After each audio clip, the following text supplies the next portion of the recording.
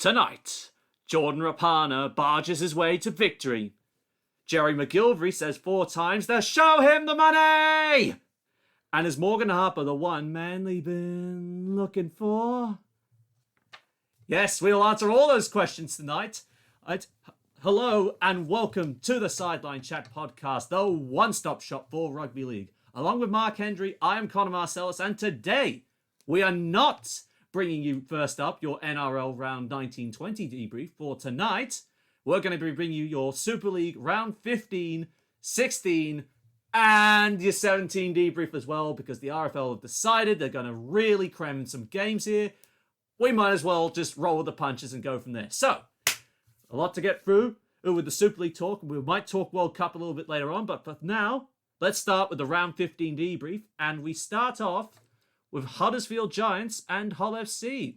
Well, who would have thought Huddersfield Giants was going to beat Hull FC? Yes, I know Hull FC haven't played for the last couple of weeks because of a reason we're not allowed to say. Otherwise, we'll be taken off. But Huddersfield... That's just a running joke I just do with, but yeah. Others have talked about it. We're not going to talk about it because... But with Huddersfield, they haven't been playing that good of football, and they've come out and put that on against Hull FC. Where's that been? I found the first half to be a real seesawing contest because you fought when I think it was, 14-0 or 16-6, something like that. You would have thought Hull FC were going to run away with it. Yeah, definitely did. But Huddersfield dug deep and came out through. They did. What do you say to that exactly? With the way they went to Huddersfield's left side early, with that beautiful offload from Andre Cervello just up for Carlos Tumavave. That was just a good try. Yeah, and he even had time to improve the position. Oh, that's how much. Well, if you've got time to improve the position of the kick, then you've got time to go ahead with it. Yeah, no, it was... Honestly, I don't know where Huddersfield have been for the last, Several weeks. Well, most of the year, really. Well, yeah.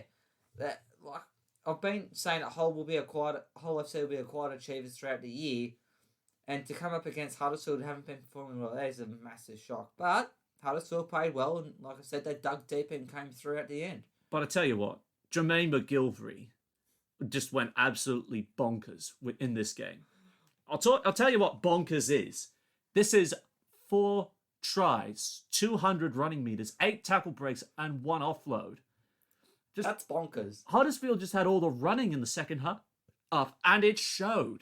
It definitely did show. Well, obviously McGilvery played a massive part in Huddersfield's 40 points, scoring those 4 tries, and one of those, or 2 of those.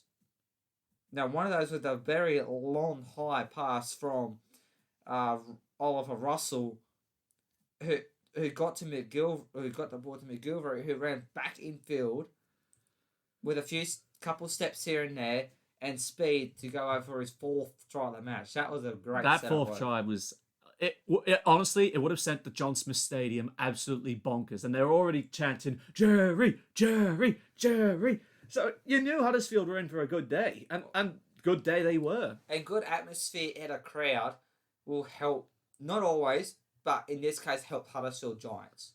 Especially Jerry McGilvery living up to that. Exactly. But where do you think it went wrong for Hull FC? Where do you think the catalyst would have been? Well, letting 40... It wasn't a massive loss, but to get 40 on you, something needs to get working. And I think it might have been some parts of the defence, or they weren't expecting. Or Huddersfield put in sneaky plays that Hull FC weren't expecting. Well, I mean, letting 3 tries in the second half from a 22-16 halftime score, and then, of course, McGilvery bagging his 4th try in that second half, and then talk about standouts. I mean, Mitep, and I hope I'm going to get this right, Mitep Eli Vilachapani. That sounds about right, the Fijian, Hull FC's new Fijian beast, not long after the departure of Ratu Nalago. They've gone off and they found another Fijian winger that could potentially become a cult hero at the MKM Stadium and give you a new tongue twister to get your tongue around. Yeah, no, and he got a double as well, so that was really good performance from him. Yeah, as well. Ulrich Shapani. Yeah. Oh, I'm not even going to bother to say that name because I can't get another name. There are some pronunciations even we struggle with, but that's a whole nother topic for another day.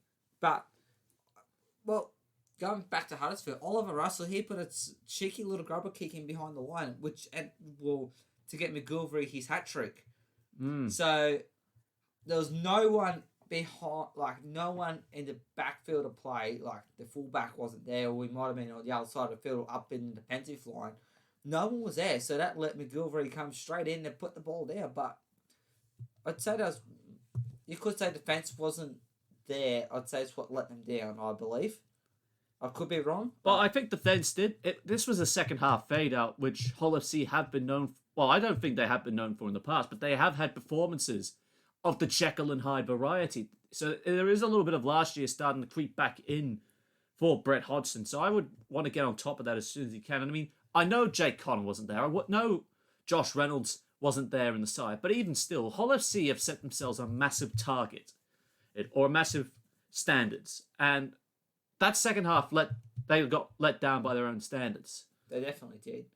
And like I said, Jake Connor might have been the difference. Who knows? But it was a good moment for Will Price. Yes.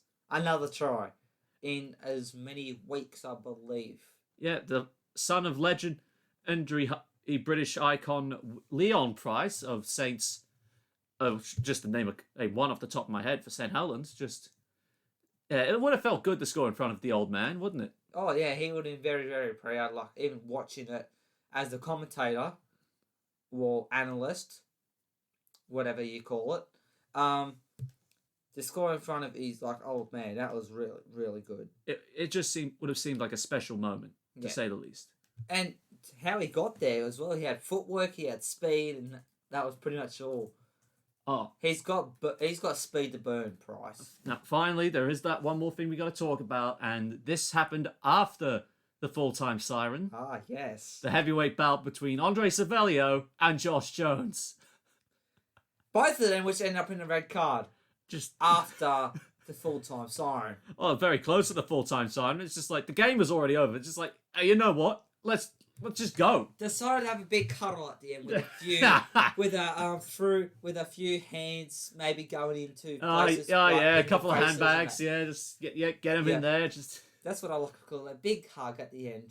Instead of shaking the hands, I decided to have a hug. Nothing says man and hood than respectfully trying to sock it to your opposition instead of trying to shake his hand. Yeah, exactly. But yeah, but that was just madness. Just that big dog pile at the end of it all, and it's. Probably wasn't necessary. I'm honestly surprised I did not see James Maloney in amongst that. I'm just surprised he did not come from anywhere just to get in there. Or even Michael Ennis, I should probably say. I'm surprised I did not see either Michael Ennis or James Maloney in and amongst that skull, because I would imagine those two bastards would have absolutely flown. I shouldn't probably call them bastards, but you know what I mean. They're bloody buggers. There's that little Ennis the Menace, and then you got well, even Joshy Reynolds, he can get into a few. And those bloody shit stirrers that just ultimately go off of looking for a fight. Hey, one of Lachlan Lewis would have got involved as well. That's exactly what I'm saying. Yeah. Where are those bloody little buggers looking to cause something? Not existent at this point in time when this happened. But how often do you see 2 red cards shown at the end of after full time? In the NRL, you're lucky to see 1 red card for the whole year, or a send off, I should say, and we have had at least 1 send off this year. Yeah, a couple. It's the same story with the 8-point try. You're very lucky if you actually do see an 8-point try being awarded. Which also did happen this year. Well, not in the Super League. Not in the Super League. Not as of yet, anyway. Not as of yet. There's still a long way to go. So that's lucky for Ian Watson getting that win. That keeps him away from the bottom of the table. A much needed win, you could say. But it does not bode well for Brett Hodgson with a rapidly improving Wigan Warriors side, and this is a perfect segue to talk about our next results. Wigan 25, Downing Wakefield 12, and of course we'll recap the score 40-26 between Huddersfield and Hull FC. Well, we kind of knew Wakefield weren't going to be in it from the start because of how quality Wigan are. And a play that showed the quality of the Wigan side was Jake Bibby getting 3 tries. One untouched in the corner. His second one that had the numbers out wide, so they got the ball to him as quick as they could to get his second, and to get his third again without anyone really laying a finger on him. He went over and even improved the precision. So that's just bewildering. That, especially considering most of those tries would have been in the second half. That Wakefield's left edge did not stand up to all that pressure that Wigan were throwing at. Now you got to remember that right edge has been practically torn apart because you would imagine Kai Pearce-Paul, Tommy Lualai, or Harry Smith. It probably was Harry Smith. Willie Isa and Jake Bibby are on the right edge. Missing, of course, Zach Hardacre and John Bateman, and the fact that Jackson Hastings was playing out the back. It's just mind-boggling that he's been playing this good. And again, 109 running metres, 4 try assists, which would have included Bibby's hat-trick. More than likely. And 2 tackle breaks, and that 1 drop goal he kicked right on half-time. Now, privately, when I see a team take the 1-pointer, you're often going to lose the second half, and that has happened. There's a whole catalogue of evidence in the last 5 years or so of teams taking the field goal, just in the NRL, I should say, taking the field goal in the first half, at half-time, and have gone on to lose at full-time. You just don't do that. Dragons vs Sharks last year. That was 2019. That was such a bad coughing attempt just to try Sorry. and get that in there. Anyway. You moron. I made a fool of myself, okay? Why have you never made a fool of yourself on this program? Probably never. This is why we keep the concrete boots around. This is honestly why. Yeah. But Wigan were able to back that up. And back it up they did. And Chris Chester must be feeling the heat again, because I don't think there's ever been a moment he hasn't felt the heat. Pretty much. I don't know either. He's been feeling the heat for the bulk of the season, you could say. They did go on that run of 3 or 4 wins in a row. Yeah. Not that so long ago, but then that's to them now. Having a few losses in a row is it's like a distant memory for them. Yeah, but I don't know what's going wrong with Wakefield, considering that they're 2 try scorers, because they did get on the board. Yes. But Jay Pitts and Joe Batchelor. But that was in the second half. I don't know how long ago. James Batchelor. Joe's at St. Helens. Wrong Batchelor. Brother. But James Batchelor, yeah. To have 2 members of your middle third your second row and your middle third rotation being your only try scorers. Now, they may have been grubbers. They may have been crashed over from close range from dummy. Well, Batchelor's was a close range one. It wasn't from dummy half, but he had defenders handing off him. And then with Pitts, there were defenders there. He almost went through 2 of them, but they managed to grab hold of him, but he still managed to put the ball down. So, yeah. Well, of course, Wakefield have had injury troubles as well. I mean, 1, they can never settle on who they want at fullback. 2, they've been missing Tom Johnston for most of the year. Yeah. And he would have been their biggest try-scoring weapon they had in the backline arsenal. No doubt about that. They need him back ASAP. And there's rumours going around that the Warrington Wolves want to sign Tom Johnston up as a replacement for Tom Lynham for 2022. Wakefield have got a big competition then if they want to keep him at their club, but it will really come down to see if he sticks loyal or if he goes up money, for the money. Money and success talks, and the Warrington Wolves could offer him that, but at the same time, well, I mean, no one knows what the worth of a contract is anymore, apart from it being just a piece of paper. Like I said before, contracts are worth nothing nowadays. Well, player agents, Yeah. Isaac Moses is a big example of that. Probably not as big as a problem in the UK, but in Australia, player agents it's talk. a massive problem. I believe it's probably not as big of a problem over in Super League than what it is. Well, I think John Wells made this point, and we will talk World Cup up soon, if we can, or we'll leave it for the NRL debrief. But John Wells sort of made this point that rugby league in the United Kingdom has a sort of a medium profile, because it's, of course, you've got the cricket to factor in, you've got the Premier League, that would be the biggest sport going around on all corners of the kingdom, and rugby union's also got a larger profile as well. So it's got a medium profile to deal with. So it probably doesn't have that same problem that It's kind blokes of signing like millions deals that are worth hundreds of millions of pounds do. it's kind of like the opposite for us with leagues the biggest and AFL, but soccer's like the medium thing over here in Australia compared to England, where leagues like the medium. So Yeah, but in this country, league has got a very large profile to deal with. yeah, That's just my thoughts on the no, matter. I tend to agree with you. I can see where you're coming from that. Now, Leeds Rhinos, they have had another emphatic win over the Salford Red Devils, running out 38-16 wingers. Do you have anything to say in Salford's defence at this point? No. Are you going to lay the boot into them, but you're still going to support them like I do with my current situation? Of course. Once you pick a team and stick to them, that's a wide change. Well, looking at this was the Cruz Leeming show for the Leeds Rhinos. It was some good long-range efforts down on the left edge and around the middle of the park for 2 tries, 1 try assist, 34 running meters, which is not a lot, but I suppose you're doing a lot of defensive work, and 2 tackle breaks as well. But I just saw Salford's defence get outclassed and outgunned big time. Yet again, the story of the season is the defence. Just 20-0 at half time. Of course, they had the luxury of having Harry Newman back again. Yeah. And an Ash Handley, so they're getting closer to their first choice backline they had. Yeah.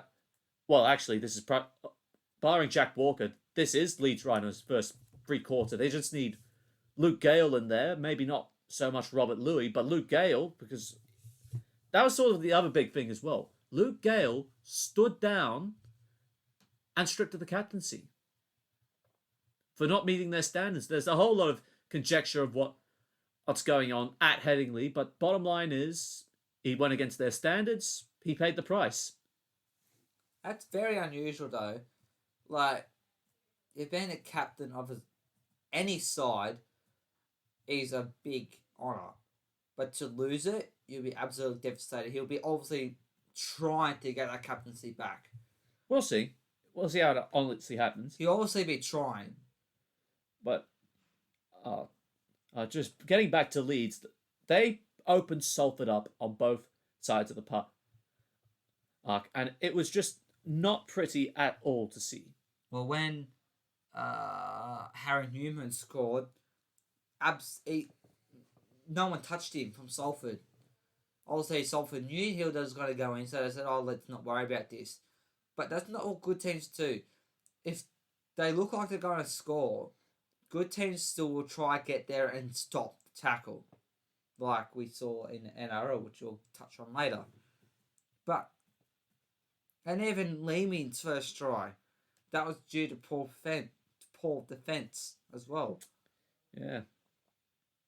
But then, same goes for Leeds.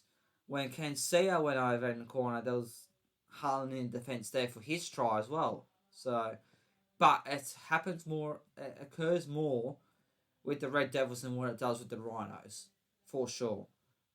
And this sort of illustrates it as well. First off, Chris Naninu, 4 drop balls. How many of those do you think was Salford coming out of trouble and then they dropped the ball?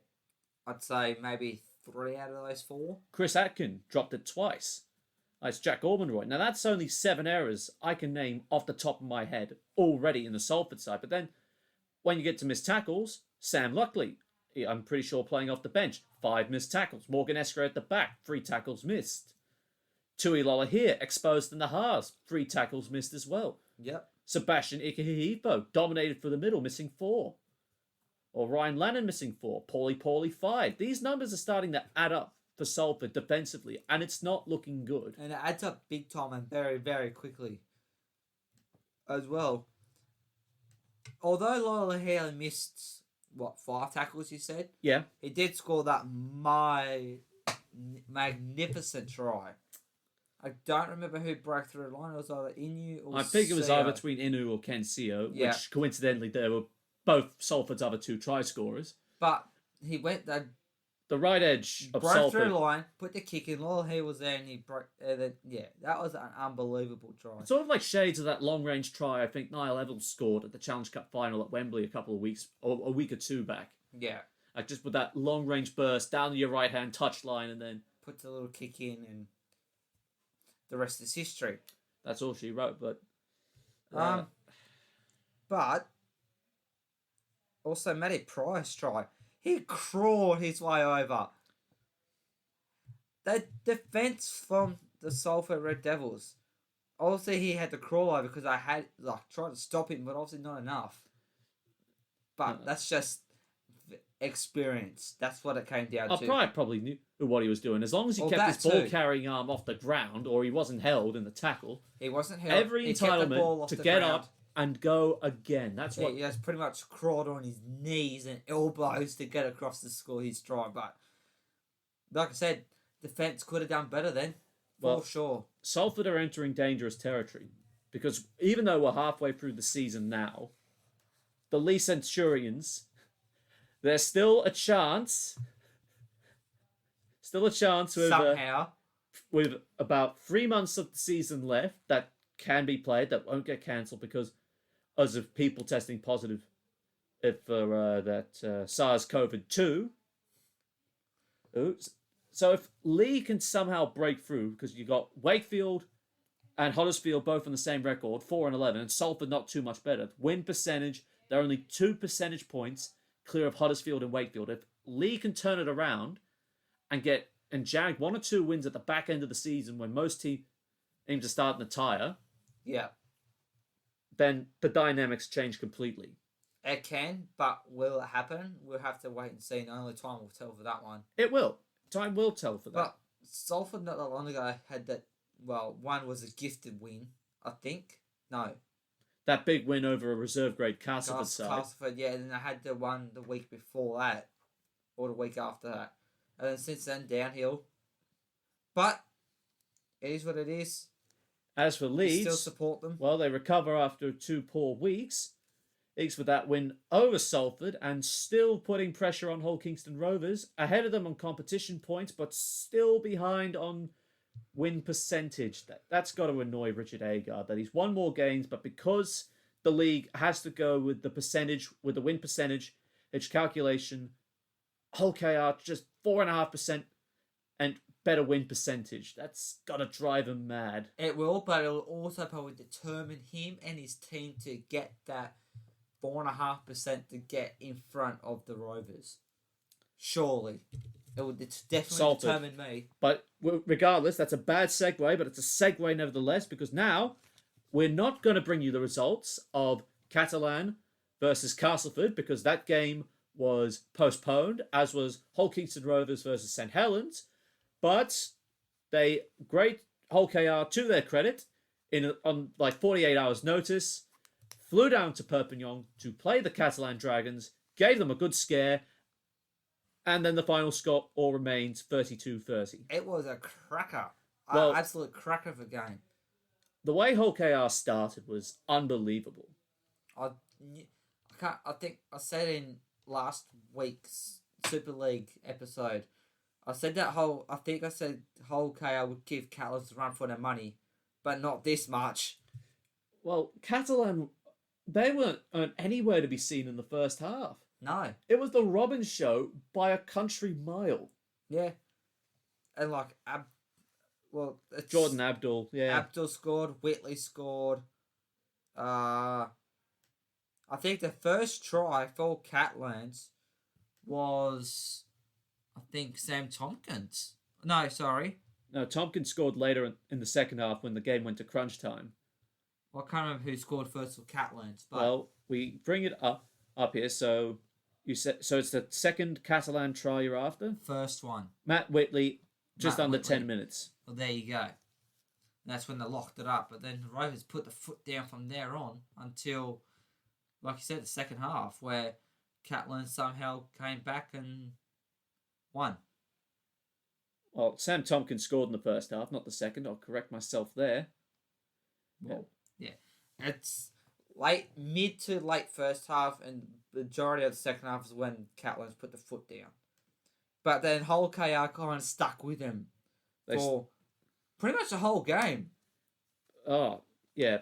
This is the third time Catalan have had to come from behind to win. Twice against the Leeds Rhinos, where it took... First, it was James Maloney in the first clash against Leeds. And then it was basically, I think it was Arthur Morg running the show the second time they played Leeds in Perpignan. And then just this combined second half of effort to drag Catalan off the campus, get the left edge firing between Fuad Yaha and Matt Whitley to score 3 tries in quick succession. Whitley to grab his second, and Fuad Yaha to get on there. And then, of course, Mikhail Goodemon to crash through in the middle of the field. Yeah. He hit in spin as well. Oh, the hit and spin, of course. And then Yaha, there was in the defense. You could easily tell that the defense was also from Hokay was definitely going to try and come in to try and shut down the ball playing. But I think Catalan's read that well and got out to Yaha quick, who went in pretty much untouched. Yeah, it's absolutely crazy. But it shows where Hokay are in the scheme of things. I mean, they're still going to come up with 1 or 2 losses here and there, but by God, that's the number 1 team in Super League at the moment that they went up against. Yeah. And the form side. They stuck to him very, very well. And almost We're out of the gates early, and then they just miss it. At the very end, just the dogfight swung back in Catalan's favour. Yeah. I don't know if fatigue played a part in it or Catalan's just outsmarted them. Oh, I don't know what, but something along those lines would have maybe had an effect on whole KR. I definitely think it would have had an effect on him. But I think this just proves there is steel in the Catalan Dragons. And this will be important in bigger games if they could rally back and win those tight clashes.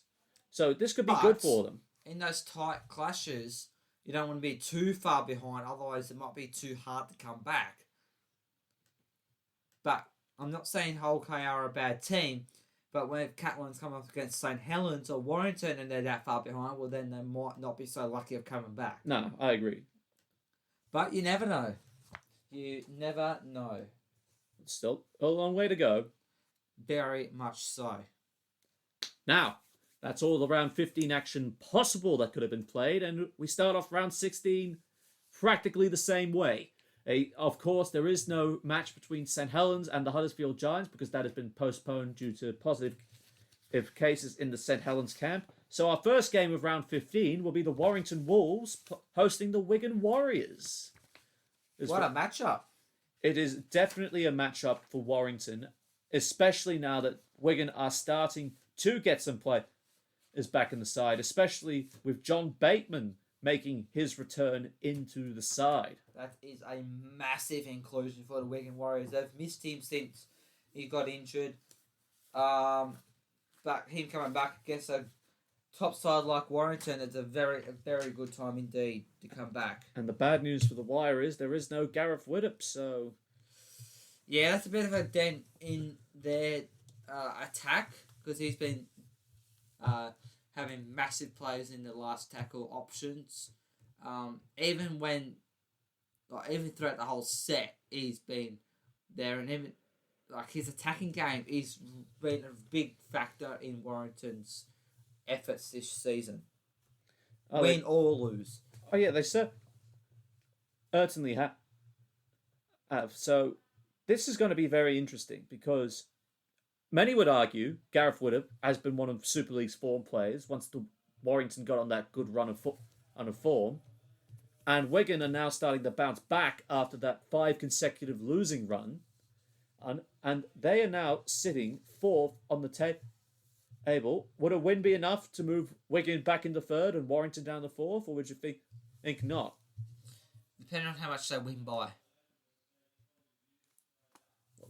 Win percentage, remember? Win percentage. Yes, that one. Depending on what the win percentage is like after the match. One thing Warrington will need to keep their eye on, I think it would have to, depending how the second row on the right side is constructed, whether they go with John Bateman or they get the confidence to say to Kai Pearce-Paul, all right, our England second row is back, but you're still going to be in the starting line up for the moment, or we're going to keep you somewhere in the side and we're going to use you Usu off the bench. Also, you have to be wary of Jackson Hastings, because I would have thought this would have been an ultimate weakness, because it would be suspect under the high ball. Well, it seems he's standing up to scrutiny at the moment. Depending on where he plays. If he's at fullback again or back in the halves. Well, I didn't see. Well, Jai Field, Bevan French, Zach Hardacre, there's still some time off, so. Well, he might be at fullback yet again. I think he will, because I think they've given the confidence to Harry Smith to say, we're going with you moving forward, so. True. That's the way I read it. Yeah, because as we all know, Hastings isn't going to be there next year, so. And Tommy Lualai's future is up in the air. As for Warrington, of course, they'll more than likely go with Stefan Rashford again in the halves, as with Blake Austin, and maybe Josh Fulis as at the back. Or Matty Ashton, depending which one they fancy come kick off tomorrow morning.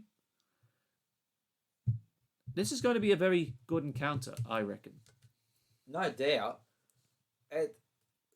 For round, 15? For one thing, I think the Warriors would have learned not to try and push a pass when they shouldn't, because Jake Marmo's hat-trick basically came off them trying to push the ball and then Warrington jamming into the line and coming off with the intercept. So that's what they'll learn from last time over.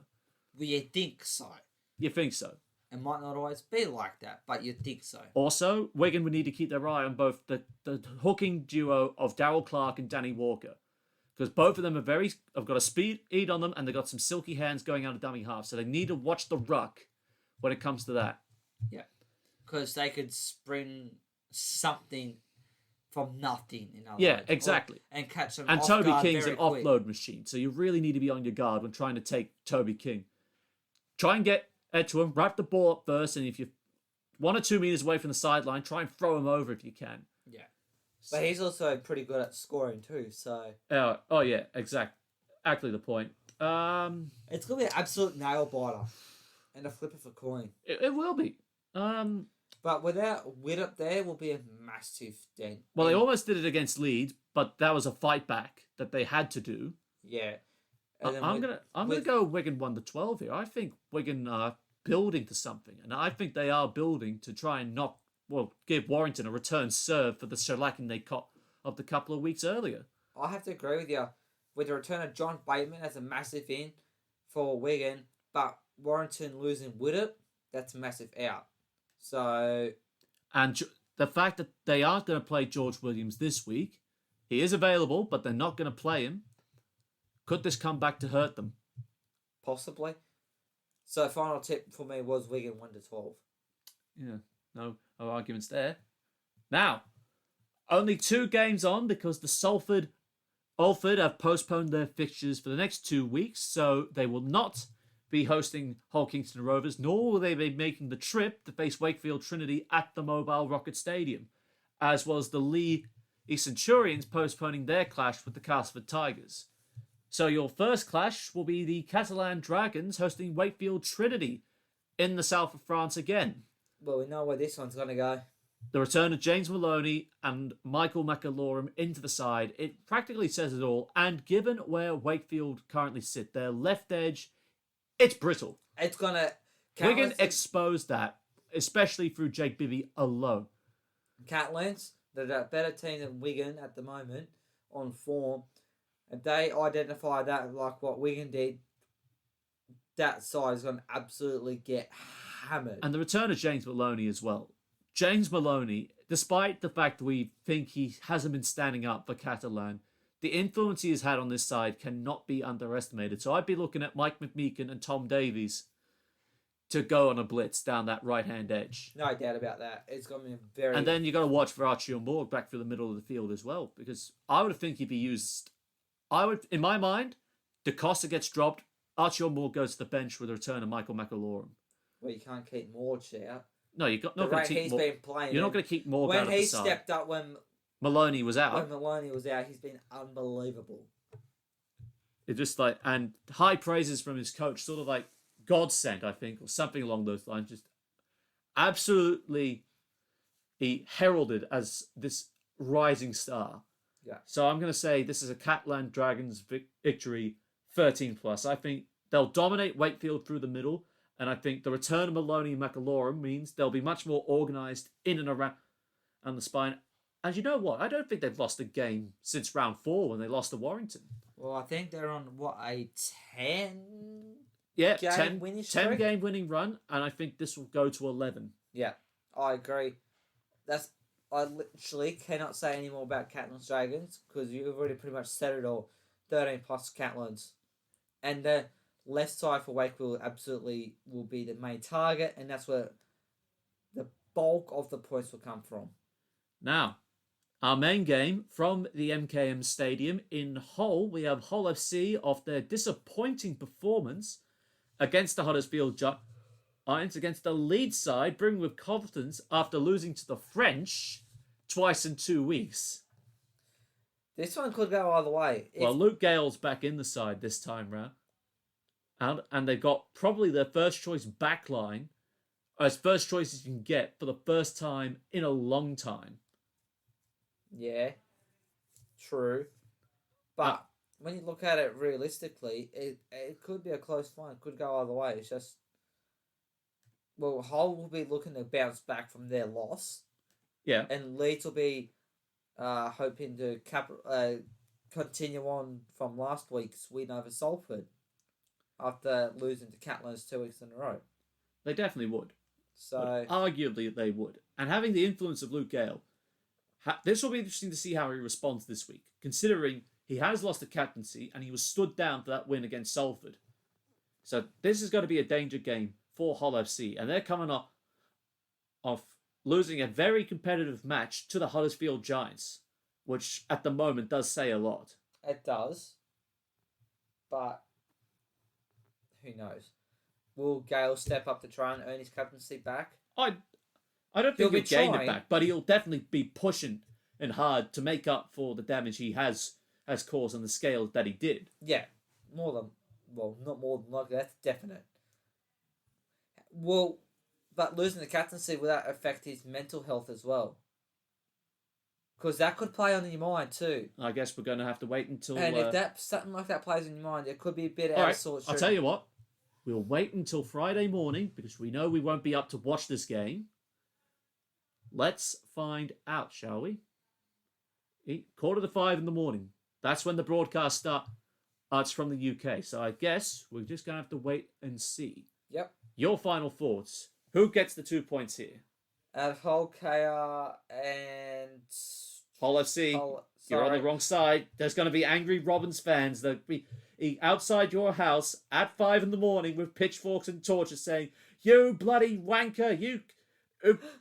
how dare you compare us to those bloody black and white early bird buggers on the other side of the river?" Between Hull FC and Leeds Rhinos. I think it's too late. There's still going to be a mob of Robin supporters out there wanting your head. So probably say your prayers and your final prediction now, and then try and run as fast as you can. Hull FC 1-12. Goodbye. Well, I'm going to go the other way because I think, as I said, Luke Gale will have a point to prove in this game. And I think Hull FC will be competitive for this one. But I'm not sure or if that result against Huddersfield will still be playing on their mind, and the fact that they might have lost a bit of aggression with Andre Savelio getting suspended for that red card incident. So I'm going to have to say Leeds go 1-12 here. And that's actually all of round 15's results, believe it or not. Now, round 16 starts off with the Wigan Warriors playing host to the Lee Centurions. One way. I'm afraid. These are very early predictions, but these are very early predictions we have to make nonetheless because we want to keep ahead of the curve.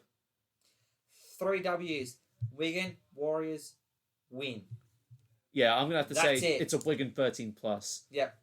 That's literally all we can say for that because we know that's going to be the case.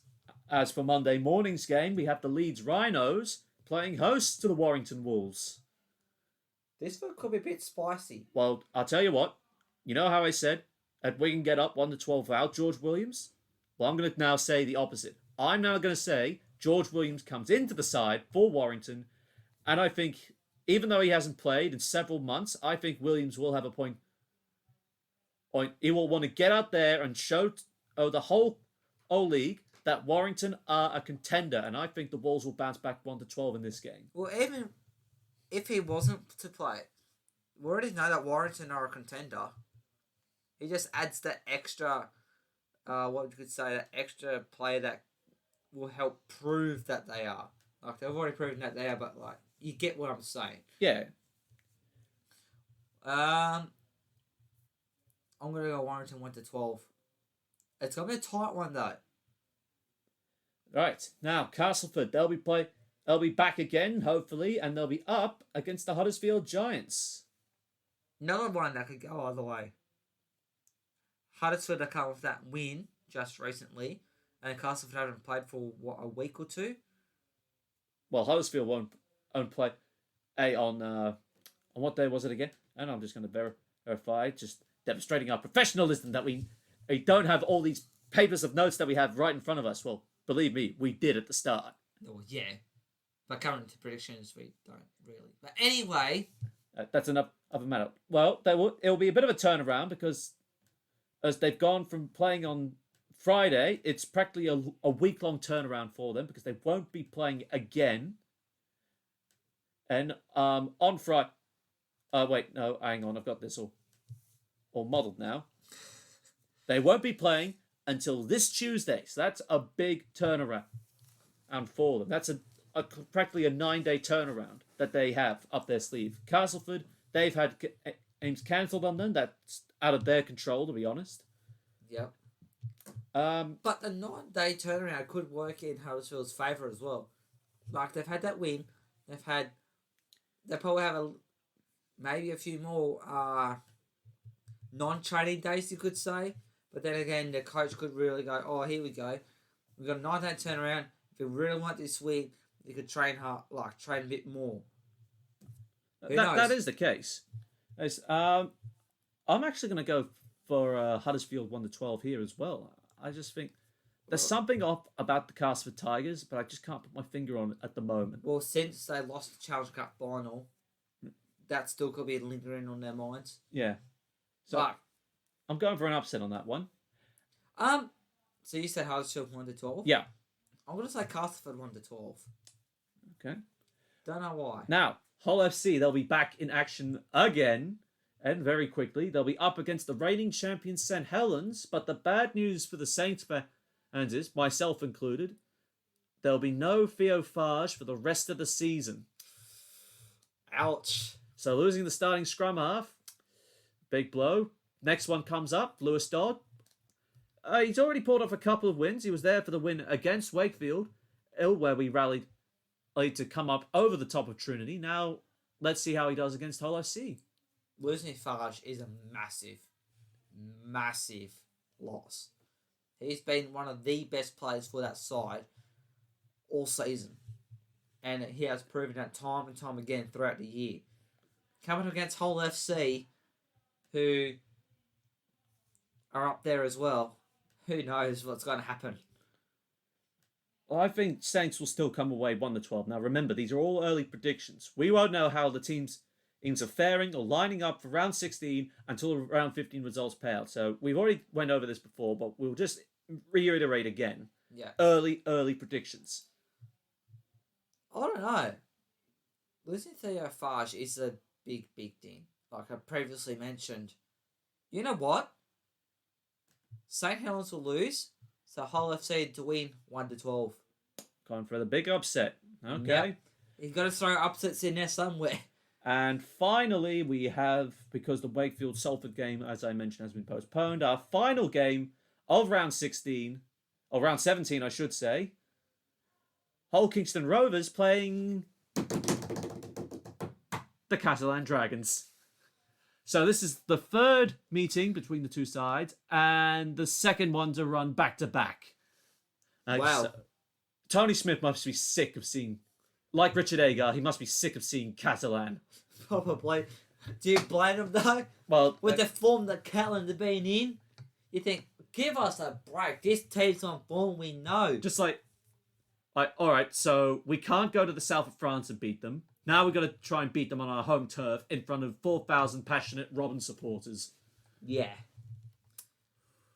I don't know. And it's going to though. get bigger as the restrictions ease because they're very close in the UK to going back to 100% capacity for all football stadiums. So True. there'll be sellout crowds in no time at the best infrastructure. The MKM, Emerald Headingley, Halliwell Jones, Totally Wicked. There are going to be some sellout crowds for the big games and the Magic Weekend at St James Park in Newcastle.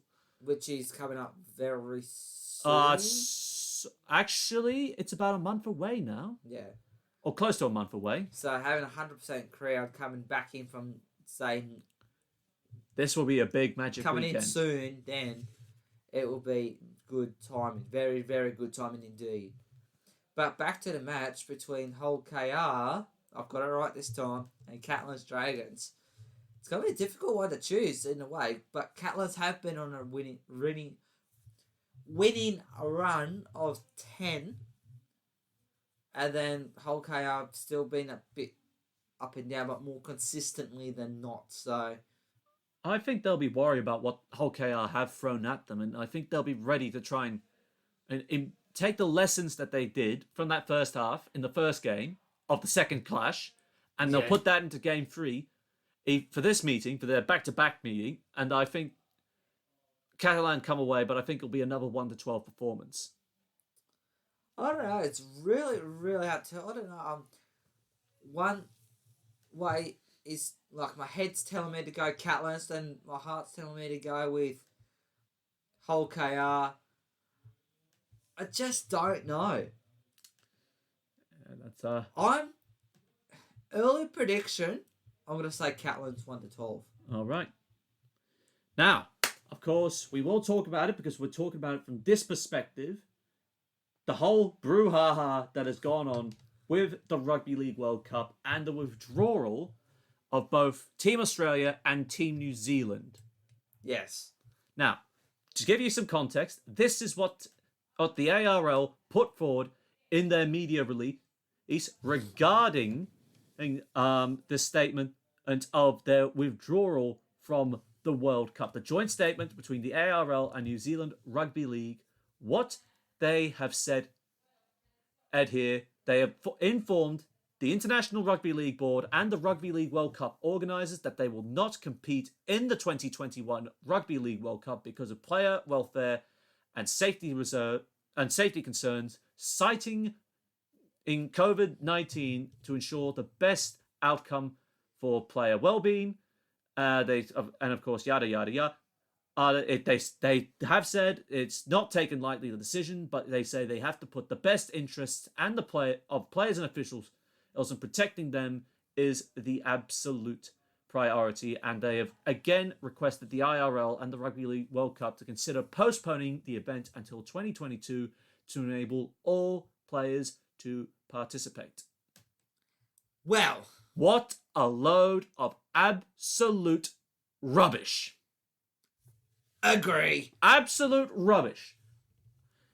You're telling me player concerns. Now, all right, we all want to keep our players safe. Yes. And we're not going to pretend that there aren't 30,000 cases of the SARS-CoV-2 coronavirus still circulating around the United Kingdom. We're not going to pretend that is not the reality. Who says it's going to be 30 cases by 30,000 cases. That one. That's your first problem with. That's Who the says first it's problem. going to be around about 30,000 That's the first cases problem. come October, That's the November? first problem with this statement. The Rugby League World Cup is still 3 months away. 2/3 of the UK is now vaccinated. So and the death rates have now slowed to a trickle. You're not hearing any new deaths in the UK that are like absolutely god awful. Now we're not epidemiological experts, but No. you cannot. The NRL cannot pretend that this is a problem, considering we've got an Australian and New Zealand Olympic teams in Tokyo at the moment. 1,100 cases a day they are having. So that's about 7.7 thousand cases they are having per day, or per week, I should say, in Japan. And there's about 500 athletes across all the sports. Or it's on that. Yep. And here's another thing. They're saying, player welfare. Like, they're saying the Melbourne Storm have been home for 2 years. Yeah, they have. They haven't stayed played a couple They games. haven't stayed for long. All right, they haven't stayed for long. But they they've have had actually home games. Yes, they have actually. Unlike the Warriors. The Warriors have not been home in 2 years. They were supposed to play a couple of games this current season to be either postponed in or August. pushed back. In August, they were meant to go home for the first time in close to 2 years. But then that got changed. And then I was supposed to have a one-off against the Bulldogs. That's got changed. And now they're stuck in a Queensland hub after being stuck in a New South Wales hub. Yes. But and for Gus Gould, and I want to be half respectful to Gus, and I also want to be absolutely crystal clear. I mean, he's right to his opinion. But everyone's right to their opinion. But don't be hypocritical about it. Just, you cannot pretend you're interested in the NRL player safety. How many games, and I know he's gone on about Super League saying, they've had to cancel games because they've had positive cases and all that. But NRL players have not been asked to shove 2 to 3 games per week into their schedule. They have not had World Cup organisers and the RFL lobbying the British government for £25 million and spending more money on biosecurity, spending that extra money to ensure the players are going to be safe.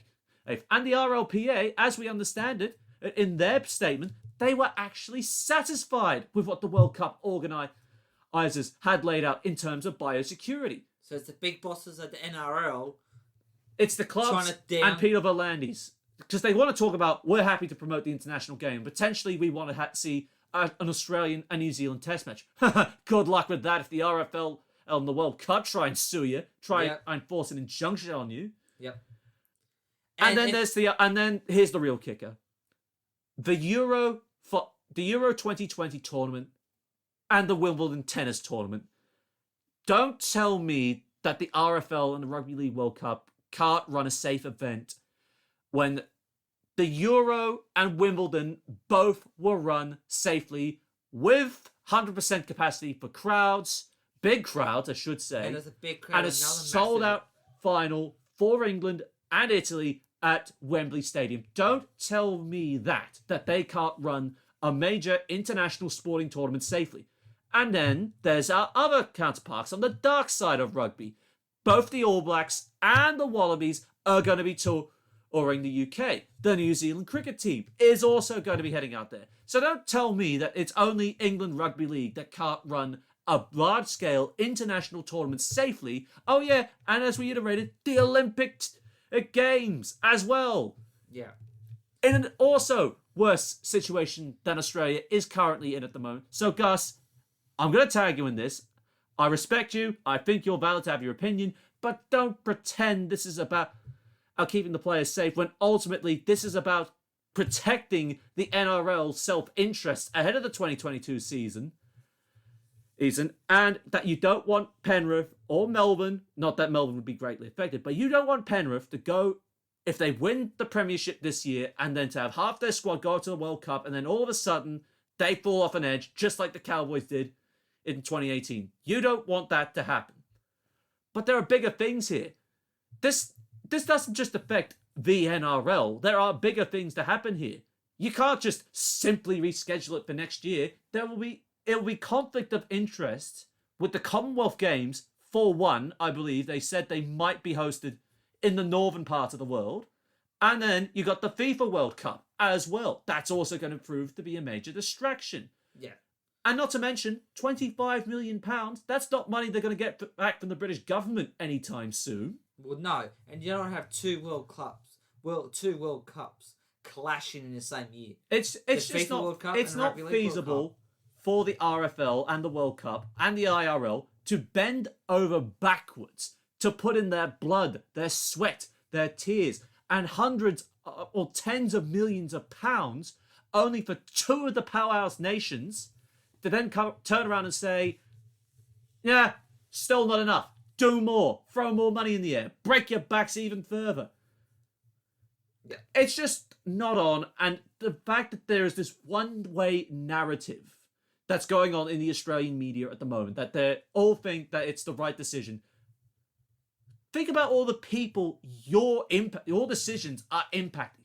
think about, I'd say, not just England, who are the host nations who have to fork out a lot of money over this. Think about the Women's World Cup. That's meant to be staged at the same time. This is impacting the Gillaroos and the Kiwi Ferns. Think about the wheelchair. You're meant to be sending teams over as well. So this impacts their decisions as well. How much more do you want out of this? Well, you can tell that the men's World Cup sides are more of a priority than the women's and the wheelchairs. And the Players Association, the Players Union has not yet spoken out yet. And there have been players that have said, yes, we actually want to go to the World Cup. We've just had the decision taken away from us. Yeah, I don't think the players have really had much of a say in this. It's the big bosses that have said And that. Sky Sports contributor and commentator John Wells made this point. This is not the end of the story. The NRL would like to think this is the end of the World Cup story.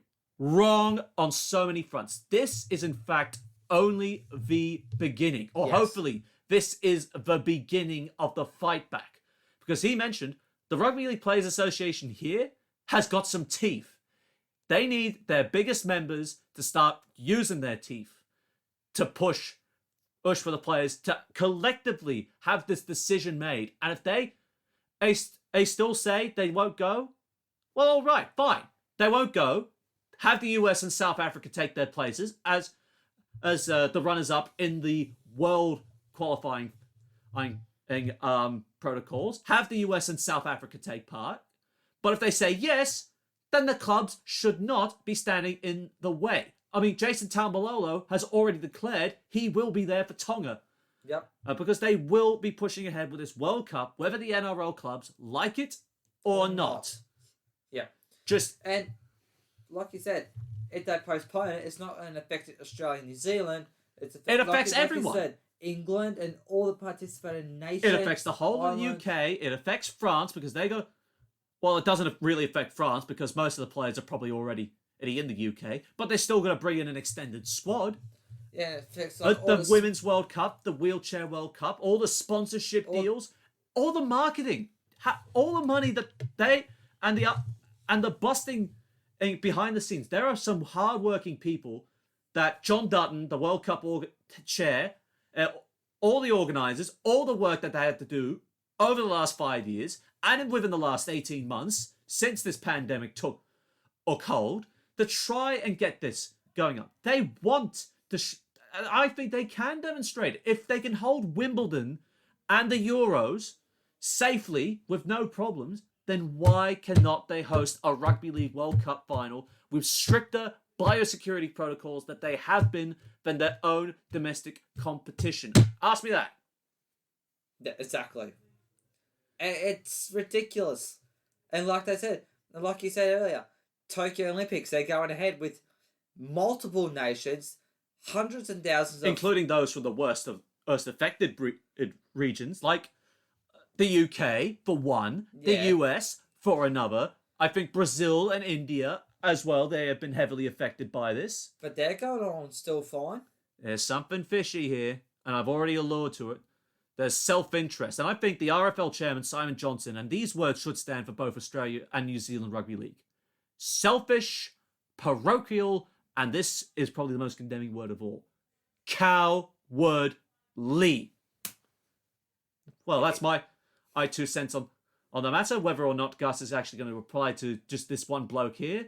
Hey, look, doors open. We're open for interviews. If you wants to come on and try and defend his position from the likes of Simon Johnson, from the likes of, say, someone in the Welsh setup, like Ian Watson, and from their perspectives, Barry McDermott, Terry O'Connor.